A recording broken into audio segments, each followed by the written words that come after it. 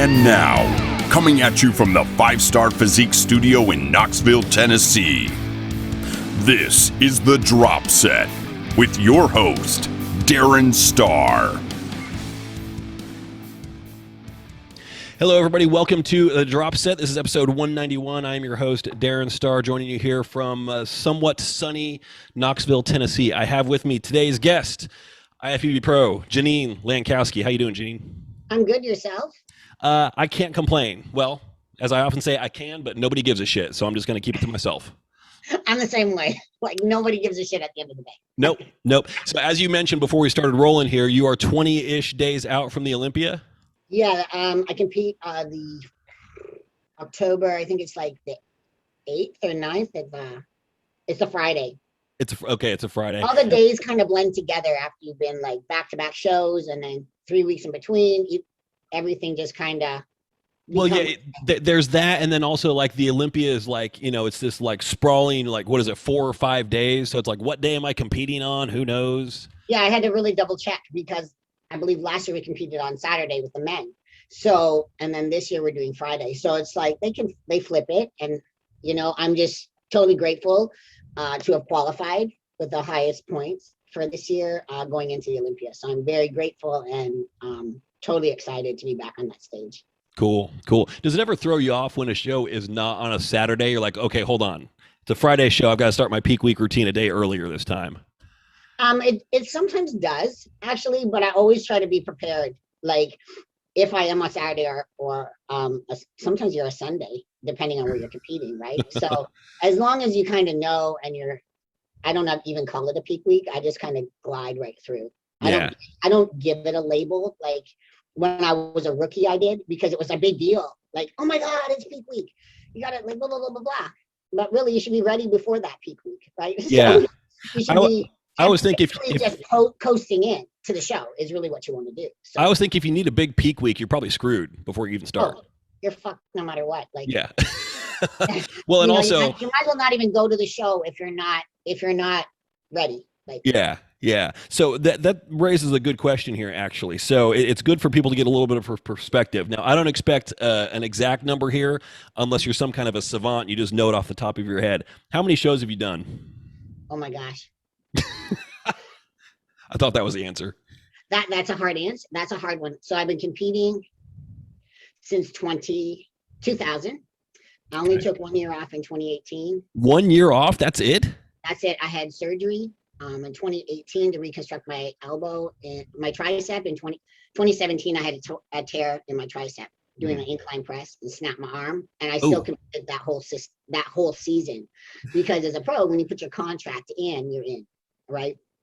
And I didn't have a doctor or anything, so I just did my own whatever I could and changed up my training and still did well. Like I went to Worlds and everything in 2017 and placed in the top 5 in my normal shows.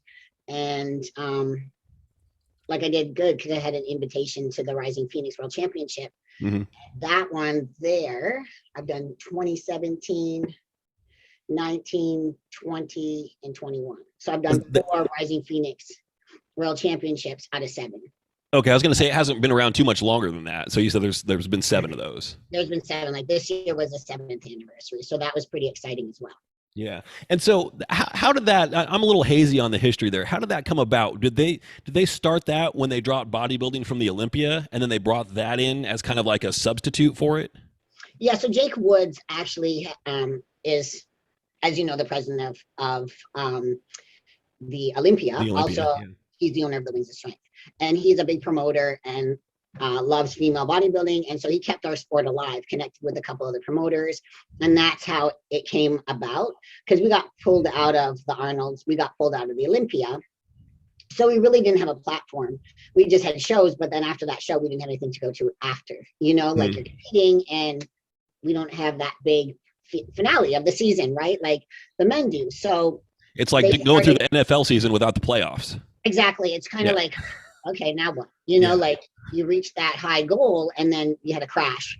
So we were kind of, not sure what was going on. And then Jake brought this in 7 years ago, and it's now in place of the Arnold Classic.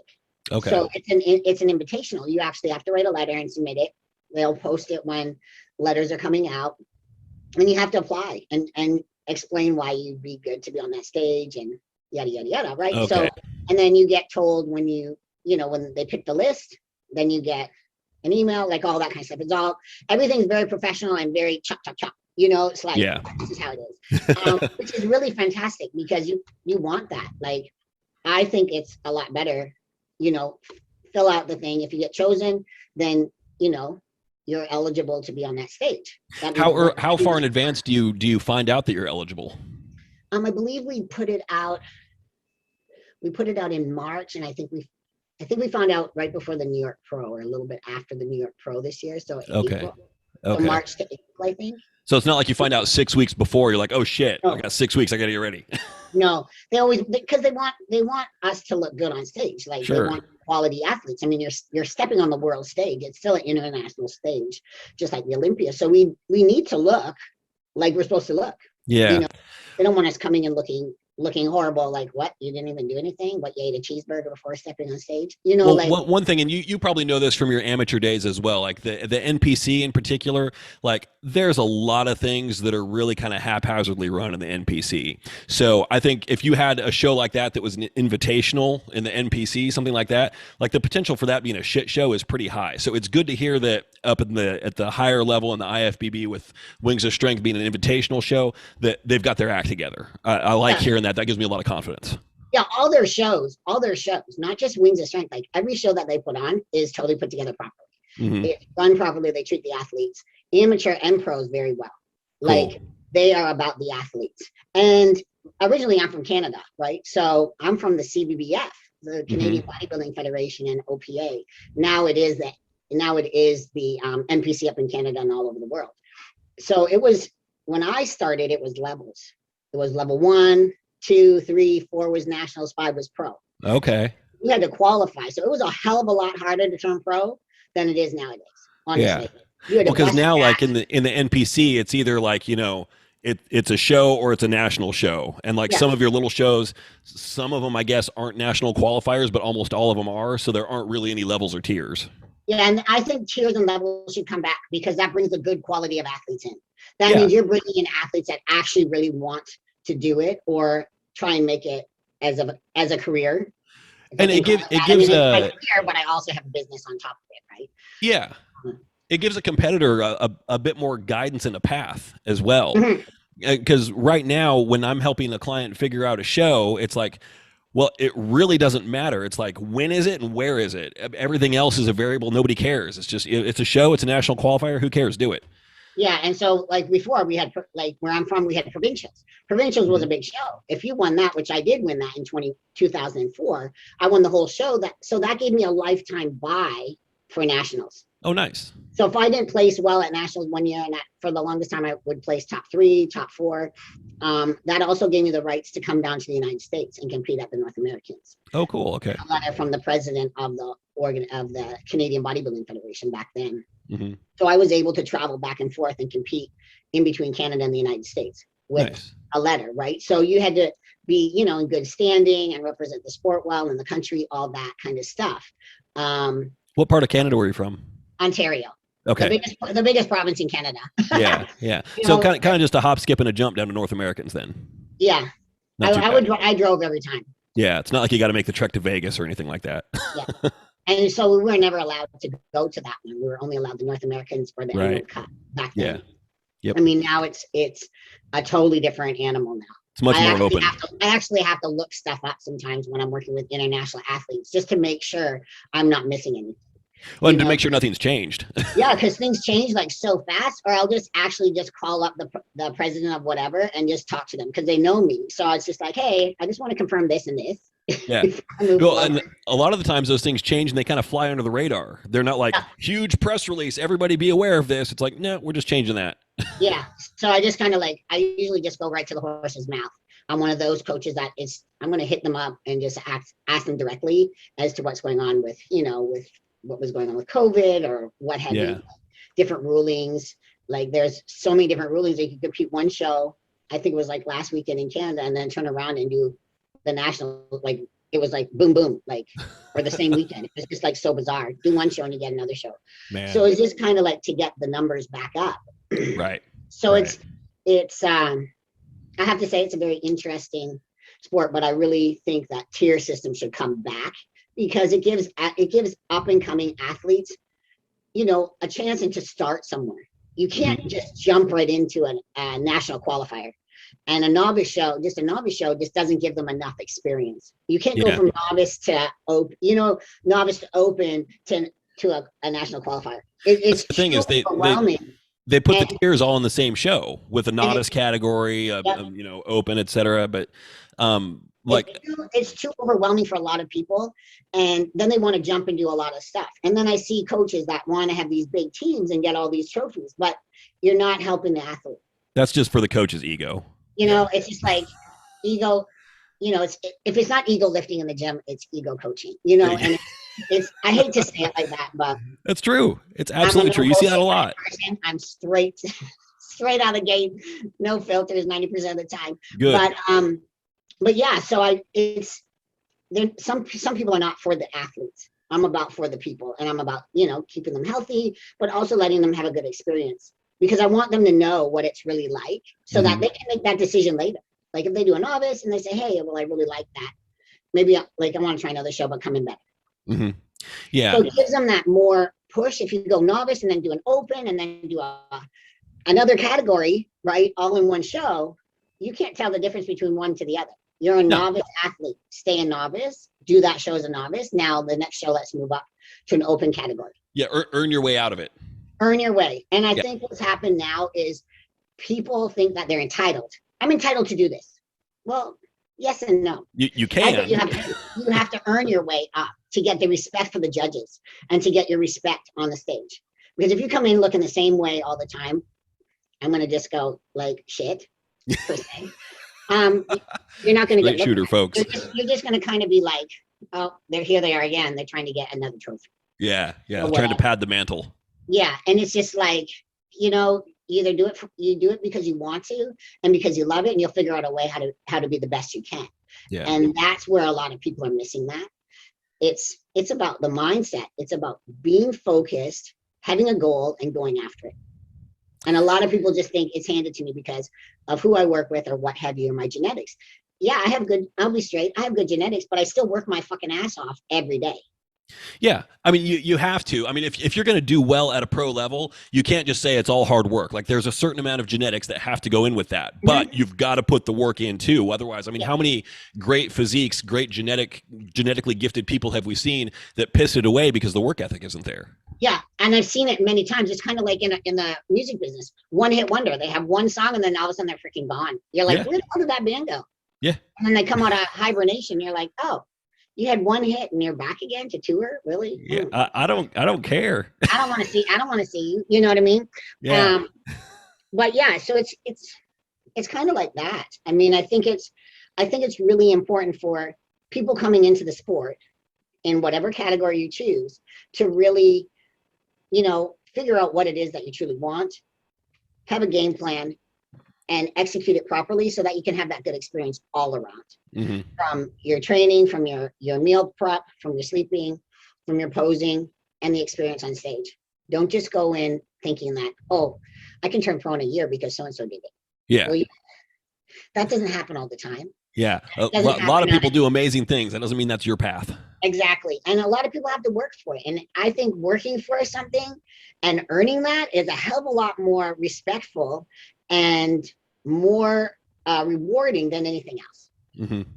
I agree. I've never walked into a show and fucking won. I've busted my ass every single show. And I mean, I'm doing really great right now. Like I'm working great with JP, Jordan Peters. I mean, I love working with him. Him and I really work well together. He knows how to push me, vice versa. You know, like it's just a really good connection that we have for that. And he knows I'm a worker. I'm going to bust my ass, you know, no matter what. Like I've been up since 4 o'clock this morning. I mean, every day, but 4 o'clock gang. Yes. Yeah, boom. Because, you know, you get a lot of shit done at that time. People are sleeping, cardio, walking. Hell yeah. I love it. But, you know, having that good support system as well, that you guys meshed well together and can communicate about anything really does help as well. Like there's no fear, there's no, like, we can talk about whatever we need to talk about, and communication is huge. Like, and I think that too is missing in our sport, is people aren't communicating. They're just taking it in and doing whatever, or doing stuff they're not supposed to be doing when they should be doing this other stuff, you know. So the communication, you got to be straight with your coach. The communication between a client and a coach, or an athlete and a coach, is just like a relationship with a man and a woman, or vice versa, or whoever. It's kind of hard to say that, but no matter what, you're relationship based, you have to communicate. Because if you're not communicating, how the hell am I going to know what's going on in your little head, or what's going on with me, or if I'm traveling, or this has happened, or my schedule has changed. Like my schedule has changed since the Rising Phoenix. So now I'm up at 4 a.m. Right? Because clients want to get me in before they start their day, because school is back. Right. So, I had to change everything up. So we had to change all my stuff up. Right. So it's important to have that communication. I tried it a week and went, oh, I think I need to. Well, that's exactly it. And that's one of the things that, like, I'm always digging in with because I, as a coach, like, I'm just online. I don't train people in person. So kudos to you for managing both, because that's hard to do. It is hard to do. I'm not. Yeah. Because as you know, it's two totally different skill sets. When you're working online and you don't get to see somebody, like, you don't get to see their form, you have to ask more questions. You have to dig a little bit deeper. But when I'm working with my clients and checking in, like, I'm always hammering the qualitative stuff. Like, how are you feeling? How are you managing your time? How are you, are you stressed? How are you sleeping? All that kind of stuff is just super important. And it's not just about the X's and O's, like, oh, I got in 5 workouts. I got in all my cardio. I hit my macros. I'm like, okay, that's great. I kind of assume that. Fuck that. Put it all aside. Tell me the stuff that really matters. Yeah. Like, are you sleeping? Did you have an argument with your spouse? Did this happen? Because sometimes those arguments, I'm on my own with my dog, but like some people, you have an argument, and that will send you in a fucking tailspin, right? Yeah. So it impacts your mindset. Your mindset governs everything. Exactly. Or if you don't know how to block it off, like, I can shut shit off like nobody's business, because I've been an athlete my whole life. So when something, I'll just like, whatever, it's not important. If it doesn't bother me in 5 minutes, 5 days, fuck it. I don't give a shit. Literally. But if it's something that's going to bother me in 5 minutes, I'll address it right away. Yeah. Right. I won't don't let it simmer. Don't let it fester. I won't let it fester. I will deal with it within the next 15 minutes. Like, I'll figure out a way to figure out what's going on. Yeah. And if it's one of those things that you can't figure out in that short order, it's like, put it away, or, it's probably just not something that you need to address at all. Yeah. It could be just, I probably bloated over proportion for no reason. Yeah. Which that does happen, especially when you're dieting. Oh, right. Yeah. Or I shouldn't call it dieting. It's actually a lifestyle that I choose. Yeah. But we know what you mean. I'm not really dieting. I choose this lifestyle to compete. So it's really my lifestyle. When you think about it, because if you put a label on it, then that's when people get all, oh my God, I can't do this. I can't go out. Well, I can still do things if I choose to. I redefine diet as just the food that you eat. And so we're all following a diet. Some of it is random. We're all eating healthy, and the people that aren't eating healthy, well, shame on you. Yeah, do better.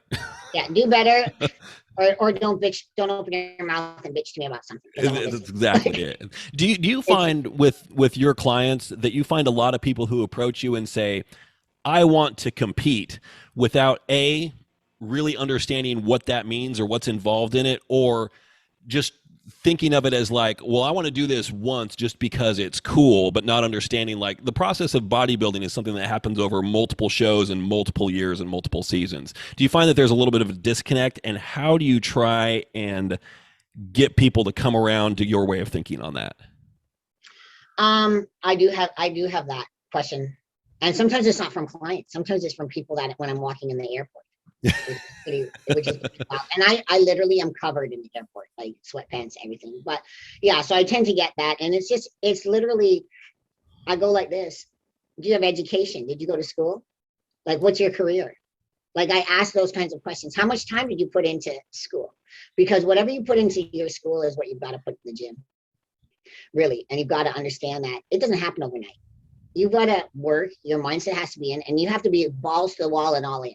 There is no half-assed in this industry. You're either doing it or you're not doing in my eyes. So if you want something, you're going to figure out a way how to make it happen. And so it's like, as soon as I put those things into perspective, then they go, oh, well, I just thought it was just like a 12-week thing. And I'm like, well, no, it's everybody's body's different. Some people need 21 weeks, some people need whatever. But if your body is older, it's going to take a hell of a lot longer than someone that's young, right? So again, it comes from age and you know, have you ever lifted a weight? Have you, can you know? And how quickly can you learn? Yeah, and can you eat something that is structured? Are you a structured person? Because some people, oh, I can do this, but they're not structured, right? Yeah. They have no idea what structure. And it's discipline, it's structure, it's sacrifice. Like all those words scare people. When you say those words, they kind of get like, what? Like, oh, I didn't know it meant all that. Yeah, and it's a mindset, and you know, and then it goes down to how bad you really want it. Yeah, I mean, it's kind of like saying, like, be a lawyer, or do you want to be a school bus driver? That's exactly what I was going to say. Saying I want to be a bodybuilder is like saying I want to be a lawyer or an accountant. I'm like, great. Well, you don't spend 3 months getting ready to do that and then try one case and then call it quits. Like it takes a long time to get ready for it. And then once you do it, that's the start. Yeah. And then you got to grow from there. You're always trying to get better. You're always trying to improve. So every improvement season, I don't really call it an off season, because if you're off, that means you ain't doing shit. Yeah. When people say, oh, I'm on off season, I'm like, oh, so that means you ain't doing shit? You ain't lifting a weight? You ain't eating clean? You ain't doing whatever? I'm sleeping until noon and I'm eating chocolate every fucking day. That's my off season. It's an improvement season because I want to improve my physique for the next season, right? And I don't want to get too big, meaning I don't want to get fat, because if you get too fat, then you really have no muscle that's on there. So when you come down, you're going to look the exact same. And also, you're just creating more work for yourself. Mm-hmm. When it comes time to prep again. Yeah. So it's like, you got to have that fine line. So I'm always like, improvement season. Mm-hmm. You're now working in your improvement season, your improvement phase. So we can bring up this and this, you know, like, cause you can't really spot anything, but you can work on everything. Yeah. Yeah. No, that's exactly right. I love how people's like, oh, I want to get my stomach and my legs and my arms. I'm like, okay. Interesting. Because right now I'm addicted to this, Cook Yourself Skinny from the UK. I don't know. It's an old show, but I'm watching it doing cardio, and it's like, it's exactly how I think, right? Like, there's all this good food, but how can you make it better where it's less calories and, you know, make it for people to like? But then you hear these people like, I don't want to work out. I just want to get skinny. And I'm like, well, you know what? It's a lot of work to be a fat person. And I'm not going to knock them, but honestly, it's a lot of work to be a fat person and it's very expensive because you have to go to the doctors and you have to get all this stuff. You know, there's either medication or, you know, I'm tired or I can't, like, injuries. But if you're fit and healthy, it's not as expensive. Oh, someone must be at the door. Love it. I think UPS or the mailman is here. That's the problem. It's all good. But yeah, so it's just like, it kind of like puts things into perspective when you watch some of these interesting shows that are on, like when you're doing cardio or whatever, because I always watch something or I'm listening to a book or something to keep me focused. Yeah. Well, and as bodybuilders, we're so ingrained in like the language that we speak in, you kind of sometimes forget how I would say like civilians, not non-bodybuilders talk about things. And it is things like, I just want to be skinny, or, oh, my belly fat, whatever, or just that language. It's like, and it just kind of triggers me a little bit. I'm like, stop talking like that. Like, it's not constructive. That doesn't really address the issue, and it doesn't set any kind of precedent for how you're going to go about fixing it. Yeah. And and then you hear the laziness. Well, I don't want to do this and I don't want to do that. And it's just like, but how are you going to better yourself? Like, do you get that from people who are looking to hire you as a coach? Does anybody say like, you know, I want to do X, Y, and Z, but I'm not really willing to do A, B, and C to get there? And they try to start the negotiation process with you before anything starts up? I've had a couple people, but I'm like, you know what? We're not a fit. Yeah. And my next question was, how harsh are you with those people? I literally say, I will make you cry in the first week. So if you want to cry every time you see me, then okay. But I will see through your bullshit. You know, some people are down with that. Like, I have noticed like some people are down to be abused, like legit, not like in a haha funny way, but like they want somebody to like beat their ass like mentally and emotionally, and they like need a good dressing down or something like that. It's kind of weird. I'm not really comfortable being that coach. I'm not really a drill sergeant. I'm more of like a troubleshooter, analytical guy. Yeah. I'm like, look, if you need somebody to yell at you, it's not me. I'll be hard on you when I need to. Like if Yeah. I know that you're slacking and I can tell, or you're taking your check-in photos midday. I had that today. I was like, no, this is bullshit. This doesn't mean shit to me. So you can resubmit your shit tomorrow because I'm not going to look at it. It's a waste. And they're like, what? And I said, I don't give a shit if you're busy. I'm busy too. So you set that time aside. We're all fucking busy. Don't give me the freaking excuse. I'm busy. Well, sorry, the world still spins and we still fucking revolve. Like, I'm sorry. I've got a lot going on. You know, I have clients competing. I'm doing posing, like I have routines for Olympians, myself, like, but I'm still getting my shit done. Yeah. So it's like, whatever. No, I completely agree. It's like, so much of this stuff is just non-negotiable, and that's what it has to be when you're doing this. It's like, this isn't stuff that, oh, I kind of need to get this done, or I hope I get this done. It's like, no, this is gonna fucking happen, and it's gonna happen when I plan it to, and other shit has to move around it. Yeah, it's just kind of like always schedule your training to the times that you need, your meals, and everything else falls into place. Yeah. And people don't get that. And even in a job, like, okay, so I'm self-employed, you're self-employed. But even when I worked factory work, I still did the same thing. I knew my schedule for 2 weeks and I had everything planned out. I would do 12-hour continental shift. I'll go to the gym right after, do my cardio, go home and sleep, like, and start it up. Like, that was just how it was at that time. So I still made shit happen. I still won awards and I still did very well in the sport. Mm-hmm. Working in the factory, making machine automotive parts. Yeah, I remember when I was trying to get ready for my first show. This would have been ages ago. But I was a student in college at the time, and I was working a part-time job, and it was like an hour commute to and from home. And so it's like, I guess I got to get up at 4, slam some food down, go to the gym first thing in the morning, and that's my only chance for the day. And you do it. And how many workouts did I miss when I was doing that? Zero. Yep. Zero.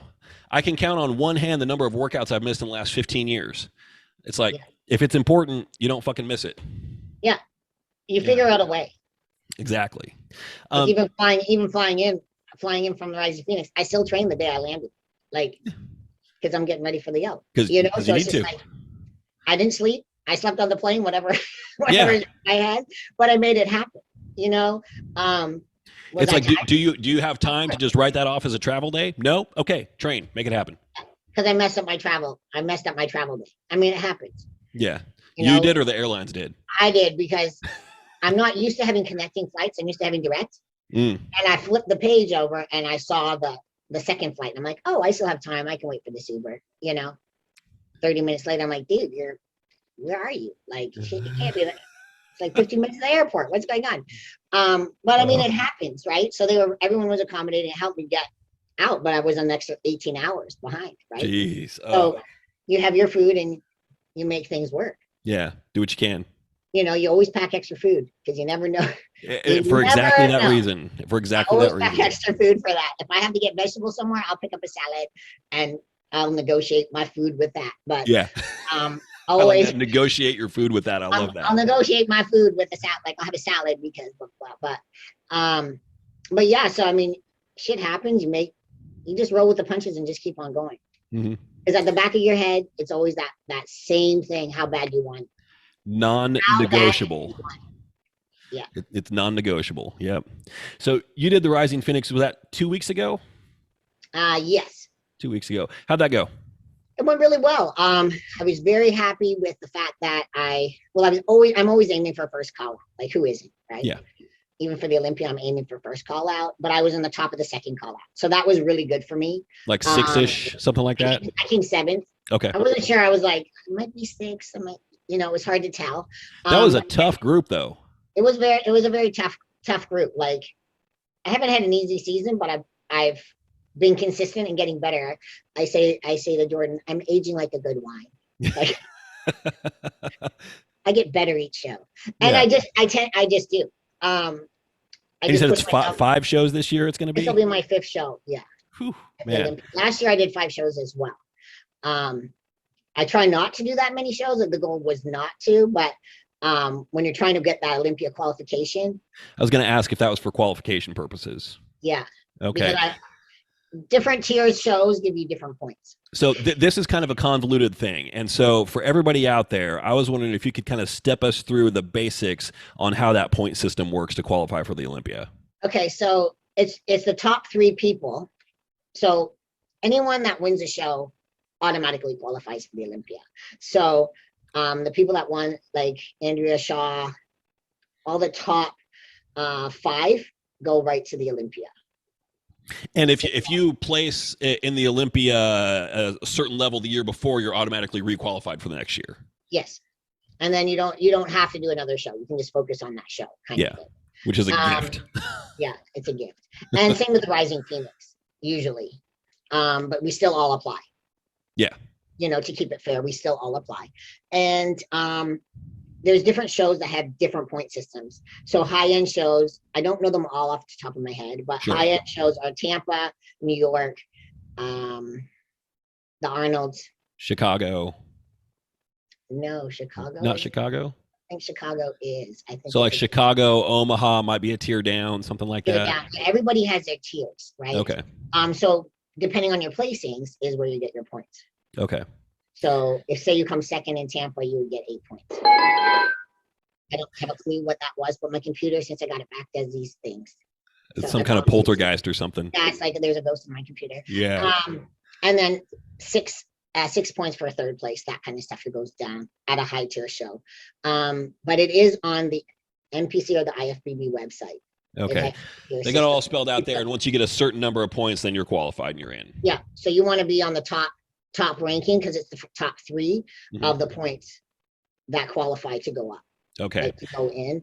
So I was 11, and then I did Savannah and came second. So that brought me up to like 15 points. Okay. This is 14 or 15 points. So I'm up there, and so all my contracts and everything are in. Sweet. Already. So all right. Plowing forward.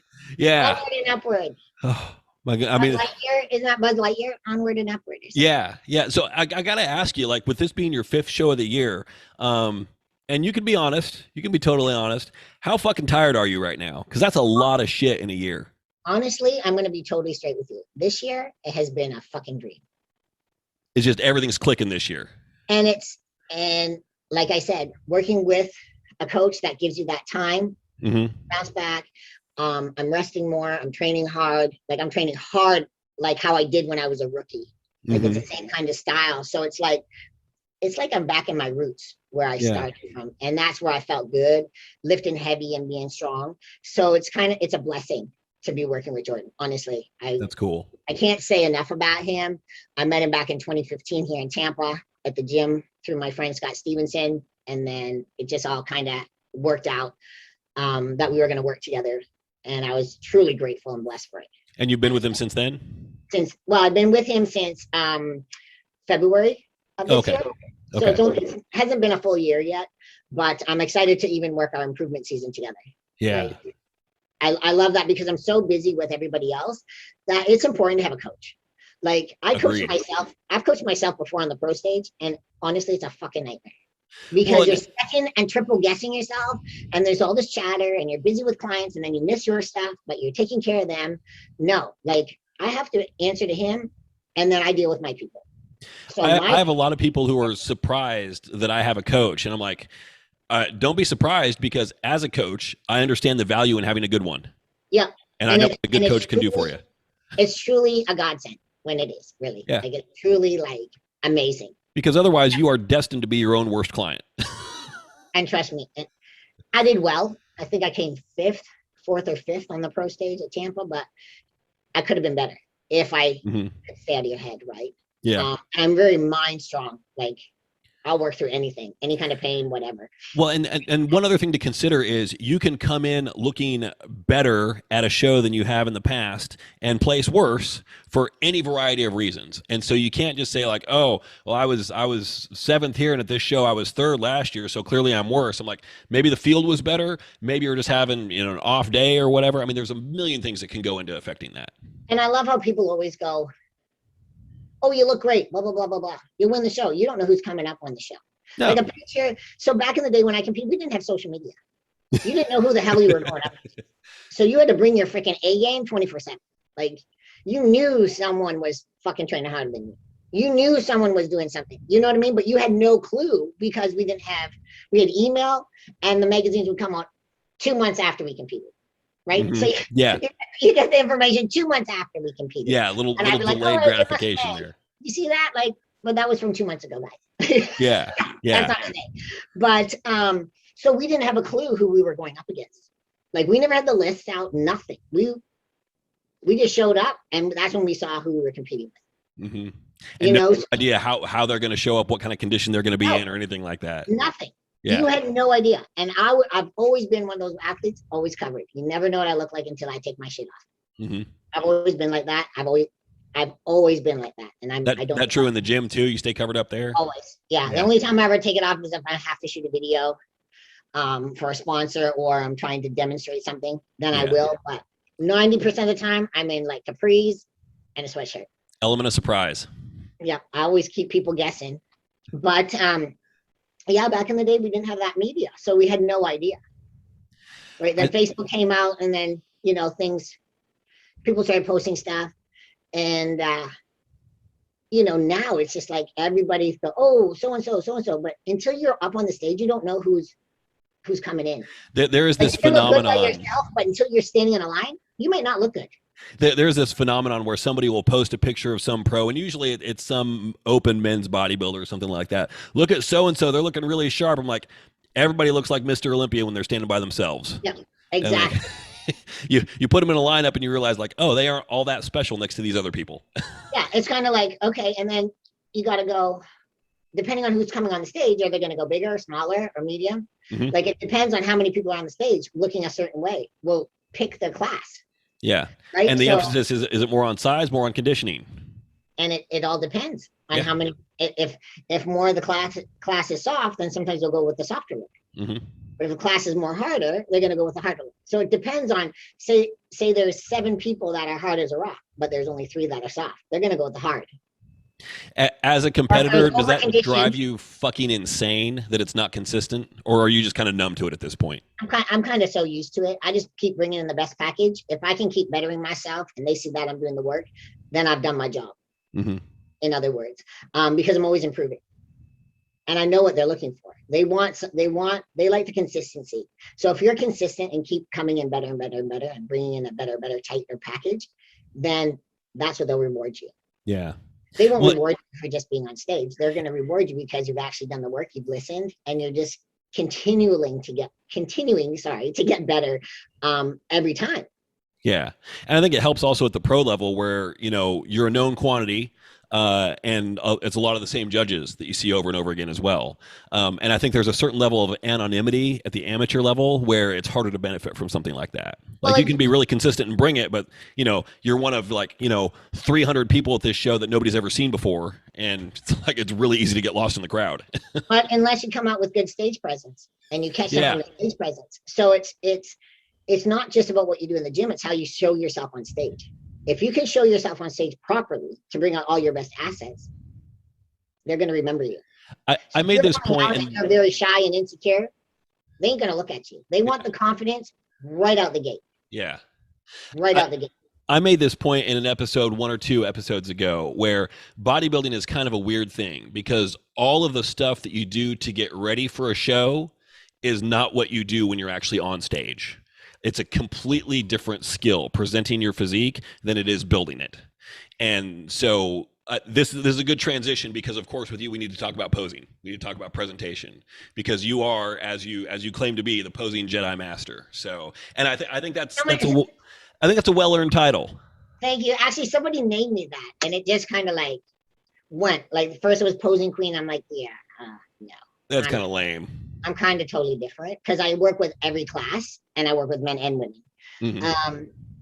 And I'm honored to have that title, and I take pride in posing, like for every category. I want every athlete, like I pose girls that I compete against, Mm-hmm. and I still pose them 100% like how I'd pose anybody. Yeah. Like, you're a client, I want to give you the best service I can possibly give you so that you understand what you're doing, and That's you just can feel that integrity, pose. which is kind of a missing element in bodybuilding a lot of the time. Yeah, I'm very like that, and I always have been like that, and I think that that's how I stand out too above the rest, and the fact that I'm always my unique self. Like I'm just Mm-hmm. totally authentic. Like this is me. Like love it or leave it. I never attitude. Some people want to leave it, but a lot of people want to let it. So That's okay. Nobody can be for everybody. That's fine. no, and that's fine. Like not everybody's going to get along, but that's why I mean we're a melting pot, right? We take what we can get from whoever we are with. Mm-hmm. But it's really the stage presence that makes people stand out above the rest. Like you can have the best physique, and I remember Steve Weinberger saying this a long time ago when I actually competed physique, back in 2013, 14, I think it was, Mm-hmm. when female bodybuilding was kind of transitioning out. They told me Yeah. I should cross over, so I did it. For like You a know, year. for a year and a half. It was okay. I placed Yeah. top 15. You know, I can pull it off, but I missed lifting my heavy weights. Yeah. You know, I was really broad, and then I came down small, so now I'm trying to bring that back. Like, Yeah. it's kind of tough to bring that back after it's been gone for a bit, but it's coming. And I remember him saying, it doesn't matter. I mean, your conditioning could be good, but if you can't showcase it, Who they ain't gonna cares? win. Yeah. You know, so it's really about, and he mentioned this again a while ago, it's really about the confidence. You need to have those quarter turns on point. You need to have those poses on point, blah, blah, blah. Like that's what they want with the conditioning and the balance. Like it's the whole package. So if you're missing one element, there's a problem. So a Yeah. lot of people will always focus on everything that's going in the kitchen and the gym, but they forget about their stage presence. So when it comes to show day, they look like a deer in freaking headlights. Yeah. And Why? you Because can have the best physique, and if you don't know how to pose it, you're fucked. Or if you have a very mediocre physique but your presentation is awesome, you can go all the way to the top. yeah, and I've seen it. I've seen it. So it's very important, and people don't realize that they need to pose every day. Mm-hmm. And it's important to work with somebody at least once a week or once every 2 weeks, depending on how you learn, and if you have someone to help you, like to drill your timing. Like I pose And if you can do it on your own, if you're not there with somebody like over video or whatever, can you do it on your own as well on the other days? yeah, and I have a lot of people that can't. So I'm hit up from all over the globe, which is very awesome. Like I can actually say I'm global now. I So have a big question for you when it comes to posing. So a few of them, actually. Yeah. This is one for me because I would say this applies to me. If you get somebody who's a little bit more shy and reserved and like is just naturally kind of smaller with their movements and isn't super confident, like maybe they've got a great physique, but they're just like, they're not super coordinated or super body aware, and they're just kind of shy and a little drawn in, like maybe a massive introvert. How do you pull someone like that out of their shell? How do you get them to open up a little bit and be more of what the judges are looking for? well, one, I talk to them a lot, and I do a lot of mind muscle connection. So everything we do in the gym, actually, we do on the stage, literally. So if you're doing a back double bicep, what exercise is that? That's a lat pull down. You're doing a side chest, that's a one arm row. If you're doing a tricep, that's a tricep push down. You know, so everything comes in. So if you don't have the mind muscle connection when you're posing, how are you going to pose that on stage? Like if you're not feeling it and connecting to the movement in the body like you do when you're in the gym, or you're supposed to do in the gym, I should say, because some people just don't get the mind muscle connection, period. But when you're doing an exercise in the gym and you're feeling it, you need to feel that on stage, because we're not in front of a mirror. So you have to be able to go by feel. I always go by feel, and when I pose each client, I ask them, what are you feeling in this pose? When they hit the pose correctly, I'm like, what are you feeling?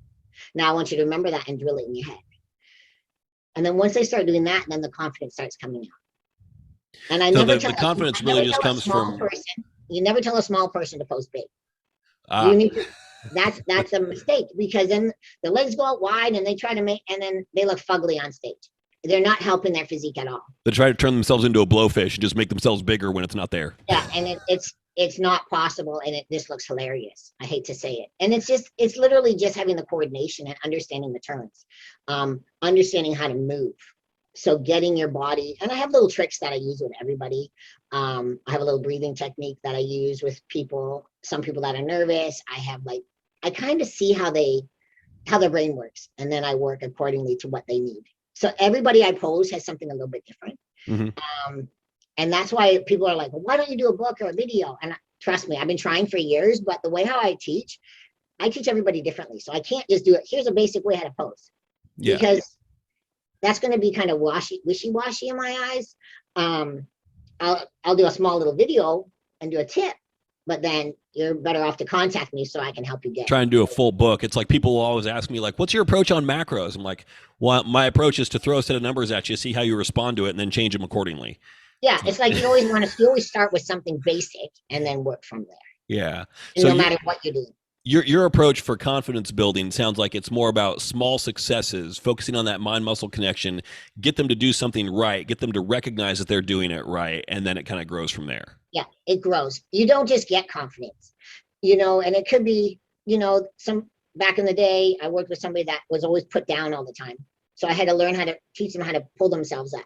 So I'm also a life coach on top of it. So you kind of get like the best of both worlds with me, because I can pull all that shit that's going on and teach them how to deal with that while they're posing as well. So it's kind of like you get the best of both worlds with me when you work with me, because I can help you work on those small things, or people that think that it's a big problem, which really is a small problem. And the way how I teach around it makes them flourish. And then they do really, really well. I think that any good bodybuilding coach kind of needs to be a life coach, and maybe like a really, really cheap, low rent therapist as well, to some extent. Yeah, like a hairdresser. Exactly. A hairdresser that's has exactly the same thing as well. Yeah, because we deal with a lot of stuff, and I'm lucky. Like, I shouldn't say lucky. I would put myself through school for all that, and I'm still taking a lot of other life coaching courses to better my craft with that as well. But it does help. Like, everybody needs that little bit of help. Because honestly, bodybuilding is a lonely sport. It's not a team sport.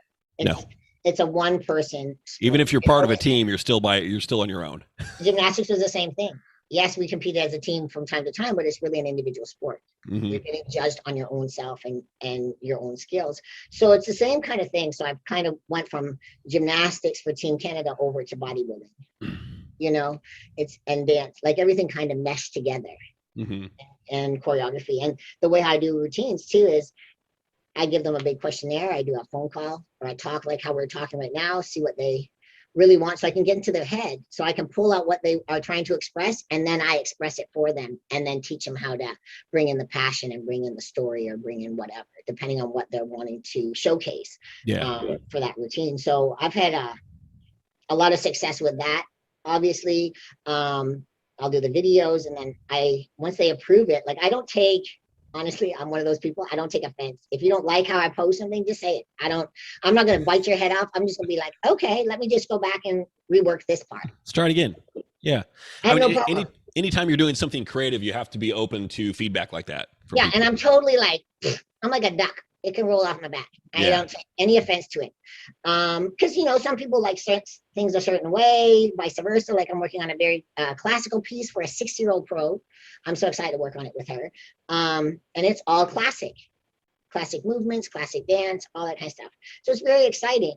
But if she doesn't like something, she's going to damn well tell me. I ain't going to take offense, and I'm going to fix it. So then once I'm done with that, I actually voice over. So it's like I'm actually there with them, and I talk them through the routine. Oh, cool. So I've totally changed how I do my routines with clients, and the feedback I'm getting from them is just awesome. Like, it's just like, they're like, oh my God, I totally got it. Like, this is awesome. Some people are a little bit slower, and then they come down to Tampa and work with me a little bit longer. But I've worked with people like New Zealand, China, Russia, Canada, United States, like all over the place for routines and stuff. Bodybuilders without borders. Bodybuilders without borders, pretty much. This kind of, this is exactly what one of the questions that I got through Instagram was. Melody Johnson asked, could you share a bit about your creative process as it relates to posing routine creation? So it sounds like you really kind of dig in on each individual person. You just don't have like a stock library of like, okay, we need to do this, and No, not one thing is the same. I might have a couple trademark styles that I do, or how I flow, but as somebody called me, it was so funny. we're backstage at the Rising Phoenix, and somebody said, you've got a different style, kind of like Melvin Anthony and all those guys, the old school bodybuilders. You have this style. And I said, well, we all should really have a style of our own self. I said, I thank you for that. Like, I take pride in that because I am a veteran when you think about it. I've been around for a long time. It's kind of like, you can recognize Eric Clapton playing the guitar, but he plays a lot of different songs. Exactly. But you can tell his style, right? Yeah. So it's kind of like the same with me. I have many different styles that I do. And it really comes down to what the client, when the athlete wants. Like I just did a country one too as well. I haven't done country music in like forever. And I mean, I did that old, yeehaw, like, because that's what they wanted. Because when I watched them move and they did their compulsories and sent it to me so I could see how they're moving, it was like, oh yeah, you don't have a girly bone in your body. So I got to make it a little bit more fun and get up and go kind of routine that's simple with footwork. I was going to ask about that because I was thinking like, okay, if I hired you to put a routine together for me and I sent you like a video of me kind of going through some compulsories or whatever so you can kind of see how I move, does it ever happen then where it's like, okay, here's the routine, and then you see me perform it back and you're like, oh shit, no, that doesn't work at all. Like, you are not as coordinated or as fluid as I thought you were. We need to dumb this down a little bit. Like, I would struggle with anything that has me doing anything too elaborate. Like, it's got to be like, I walk over here and do this. Okay. And it's got to be like really kind of dumb and simple, like a Flintstones kind of routine for me. Well, you think that's what you can do. I absolutely think that, but you're going to tell me I'm wrong. Honestly, there's ways that you can teach yourself to be better. Because I have had a couple male pros go, oh yeah, I'm like 2 left feet. But then once I teach them how to step into it and how to feel the music and flow with the music, then it's a totally different ballgame.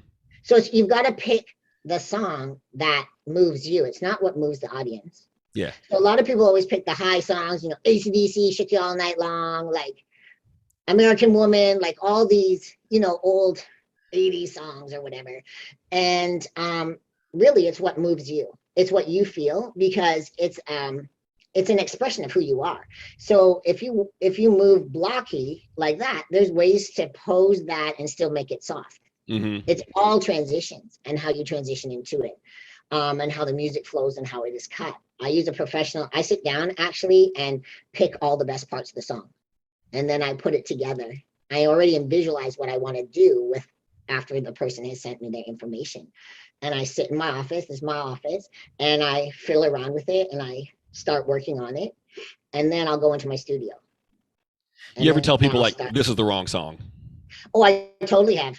Okay. I totally have. People send me links. Sometimes there's songs that are so monotonous and boring. I'm not going to lie that I'm just like, you'll put somebody to sleep no matter how good I make this work. The song has no passion. It has no power. It's the same tempo, same beat. Like I said, that's more like a kindergarten, honestly. and I'm totally blunt. They're like, well, you're the expert at this, so I'm totally going to trust you. So sometimes they need, different places where to go look for music, right? So I mean, my variety of music on my phone is retarded. Like I could be training and I'll hear a song I'm like, oh, that'll work for so-and-so. I'll take a screenshot and send it to them. I say, hey, listen to this. And I just found their music for them with me training, and they're like, oh, I want the instrumental version. I'm like, okay, well, we can find that. Yeah. I don't want words in it. Okay, that's easy. Yeah. Karaoke like, track. And then I just find the right blends to make it go. Like once I find out what their favorite poses are and all this, like I have a detailed questionnaire that I send out to everybody I work with. Oh, cool. And so I really go into depth. I've actually taken the posing into another level. Yeah, it sounds like it. Because I want to know absolutely everything you want in your routine. I sit down and have a call with you, figure it out, boom. I get the music cut, send it to them, they proof it, and it's definitely a lost art. Like I was having this conversation with my wife the other day, and she's not in the bodybuilding world at all. But I've got a show coming up in 7 weeks, and so she's trying to make arrangements. Like, okay, I'm going to come down, we're going to go with you, and I'm like, you don't need to go to prejudging and finals. That's a lot for a non-bodybuilder to sit through. So like, which do you want me to go to? I'm like, go to prejudging, because what I told her is, you go to finals, there's a lot of posing routines to sit through, and there are only so many amateur bodybuilding posing routines that any one human being can sit through. Even I can't sit through them. I mean, I would imagine not. It's like I have a hard being time. I have a hard time watching. It's like being a classically trained musician going and like, watching a third grade orchestra concert. It's like, there's a certain level of charm to it, but you're like, I can't listen to this. I mean, You can only listen. I can only watch for a certain amount of time, and then I have to leave and then come back. I feel like there should almost be a little bit of like a trial run or something, because if the posing routines are supposed to be 90 seconds, they let the guys move and they're like, okay, you get 15 seconds, you get 30 seconds, oh, you get 90 seconds, yeah, you get 10 seconds because you suck. Nobody needs to see 90 seconds of you. But it's actually supposed to be all 60 seconds now. Oh, is it? Okay. Yeah, because they changed that because there's too many athletes coming up. Well, yeah, 90 seconds is too damn long, so I support that. They took 90 seconds out even for nationals. Okay, well, good. I support that fully. 60 to 70, I believe. Okay, well, shit, I'm gonna need to edit my music down now. Yeah, just thought I'd let you know because I had to confirm that with a couple head judges, just because I wanted to make sure, because clients were like, well, I went on the site and it said this, and I'm like, yeah, but the judges are saying this. Yeah, and honestly, like I even if it's not required, I would cut my music down to 60 seconds just as a favor to the audience. Like, y'all don't need to sit through this. I'm gonna shorten it up just for everyone's benefit. We're gonna try and move this along faster so this show can be done before 1 a.m. Yeah, because what happens is they were getting too long. Yeah, and I think some people were not, stopping it the right way, and so then the music was. Wait. The music was going. Someone just delivered something. Yeah, we both had that happen here. And now he's scared. And so that's where they came up with that. Let's do only 60 seconds because there's too many people coming up. Mm-hmm. It's wasting too. It's not wasting too much time, but it kind of is, especially at an NPC show. Nobody's judging those routines. And they should be judging routines. I think they should be judging it because you can actually showcase your physique a lot more. And why do it if you're not going to judge it? Yeah, and your 30-second routine should not be anything from your routine. I hate when people get on the floor and fucking roll around. Like, what are you doing? Like, this is pre-judging. What the fuck are you doing on the floor? It's like, people are like, oh, I'm under my routine. I said, like hell you are. Not under my watch. No. I'm blunt because it's very unprofessional. And I'm about stage presence. I'm about poise. Like, hit your mandatories. Show off. Hit your mandatories, but do it in a way where it showcases who you are, brings out your personality a bit. So you're not a robot, but you flow nicely for your physique. That means your conditions are on point, you're executing your poses, and everything is there. And then your confidence is there because that's when you're going to get the first call out. Mm-hmm. So if you can execute that properly, then you're doing the right thing. Yeah. Hopefully that answered that question. Did I answer that? Absolutely. Absolutely, yeah. I have 2 more questions for you, and then I'll let you go. You mentioned a while back when it comes to training, you said you're resting more. So does that mean like more days off, lower volume, both, or something else entirely? So kind of like it's kind of flip-flopped a little bit. Heavier weight, but I get a day off where I'm not training at all. So back in the day, I would train like 5-6 days a week or 7 days a week. I never missed a workout. I got to keep going. You can't miss a workout. But then your body gets tired and fatigued, and you got so much damn inflammation in your body that your body can't respond. You can't recover, right? Yeah. So I use them. My rest days is my recovery days. So right now, going into the Olympia, I'm going 2 days on, 1 day off. Nice. 2 days on, 1 day. Nice. Or it's 2 days on, 1 day off. 1 day on, 1 day off. Like it's kind of like it's changed a bit. So I push-pull legs, kind of thing. Yeah. But I like it a lot better, and that's how I trained years ago. Like I'm talking like way back. What I find is the older I get, the more rest days become my favorite. Well, yeah, the first time it was hard because I was so used to I need to be at the gym, I need to train. But yeah, I need to go 7 days a week. Like here I am having a meeting with you today. Today was my rest day. I did physio. Ditto. Get some groceries, yada, yada, yada. So I was like, okay, I can do this today. Yeah. Yeah. Well, and thank you for being available, by the way. Oh, yeah, for sure. And then I'll do my cardio when we're done, go for a walk, do whatever, get set for the next day, But back in the day, it was just like constant. And then you wonder why your physique is looking not so good, right? Yeah. Because you're overtraining, you're overtired, you're not getting enough rest, right? The routine I'm on right now is Mondays and Fridays as rest days.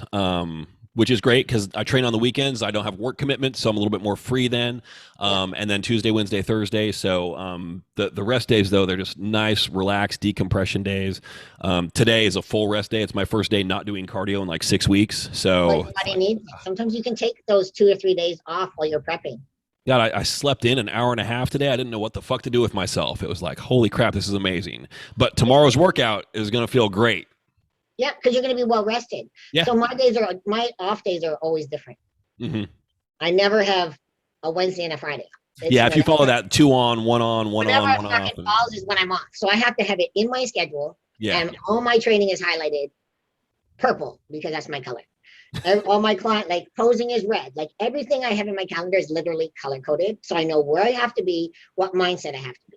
That's Life coaching is this color, and this, my dog is this color. You know, like everything. I love that your dog is on your calendar.